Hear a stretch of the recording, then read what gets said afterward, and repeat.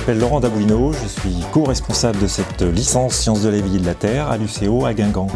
Et Claudie Le Goffin, donc l'autre co-responsable de la licence. C'est une licence en 3 années comme toutes les licences où on va traiter de la biologie en partie, de la géologie aussi, mais aussi toutes les matières liées à la biologie. Ça va de la chimie jusqu'à l'écologie en passant par la biologie cellulaire, animale, végétale, la physiologie et d'autres matières. Alors on a un premier parcours en cette fin de licence qui est le parcours BMCP, donc biologie moléculaire, cellulaire et physiologie, qui va intéresser plutôt les étudiants qui sont intéressés par les domaines de la santé, des biotechnologies. On va avoir des cours comme la biomoléculaire, de la physiocellulaire, l'immunologie, etc., de la bioche. Et on a un deuxième parcours.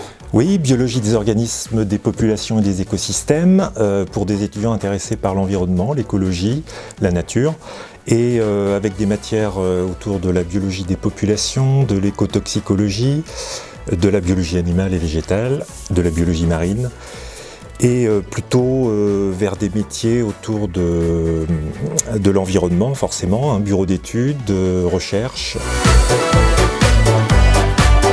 D'abord, beaucoup de travaux pratiques, presque 50% du volume horaire se fait en travaux pratiques, donc en laboratoire, manipulé. On va aussi sur le terrain beaucoup, pour les matières liées à l'environnement, que ce soit en biologie animale, végétale, en écologie, en géologie. On fait des demi-journées ou journées sur le terrain de façon à être très très près du concret.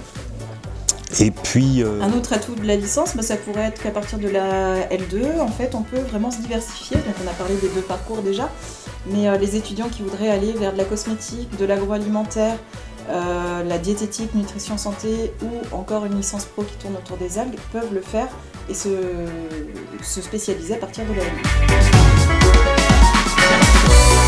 Un conseil pour les lycéens, ce serait surtout de ne pas lâcher la chimie. La chimie va être une matière très importante.